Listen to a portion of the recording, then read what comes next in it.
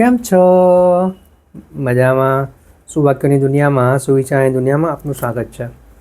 મારા મિત્રો, એવું કહેવાય છે કે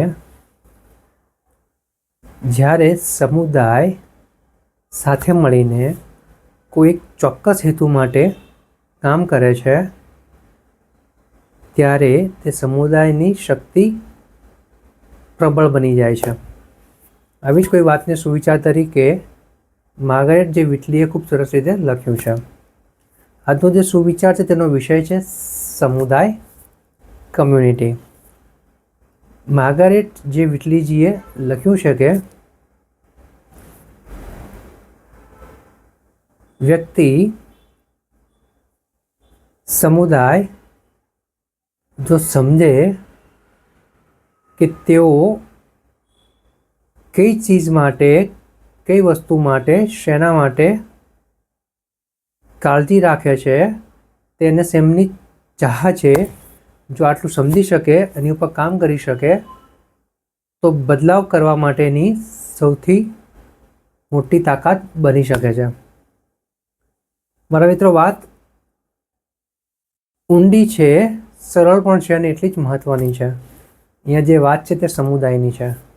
સમુદાય એટલે કે એવો સમૂહ કે જ્યાં અલગ અલગ વિચારસરણીવાળા લોકો એક જગ્યાએ ભેગા થાય છે અને એક જ હેતુ માટે કામ કરવાનું નક્કી કરે છે અને આગળ વધે છે. આગળ વધતા વધતા તેમને ઘણા બધા એવા અનુભવો થાય છે કે એ અનુભવોમાંથી પાછા શીખીને નવો રસ્તો બનાવીને આગળ વધવાનો પ્રયાસ કરે છે. એટલે અહીંયા જે વાત છે, માર્ગારેટ જે વિટલીજી કહી રહ્યા છે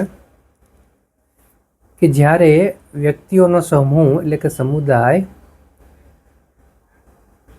શોધી કાઢે છે કે તેમને કઈ વસ્તુની કાળજી છે, તેઓ શું ઈચ્છે છે તે શોધી કાઢે છે, તો તેમની જે તાકાત હોય છે તે એટલી બધી વધી જાય છે કે તે બદલાવ કરવા માટે તે લોકો ખૂબ શક્તિશાળી બની જાય છે.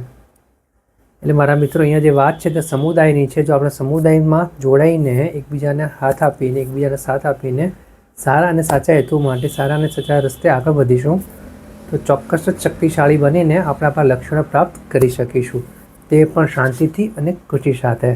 બસ મારા મિત્રો, સમુદાયનો આટલો ગુણ આપણા હૃદયમાં ઉતારીએ, આપણા મનમાં ઉતારીએ અને આગળ વધતા રહીએ.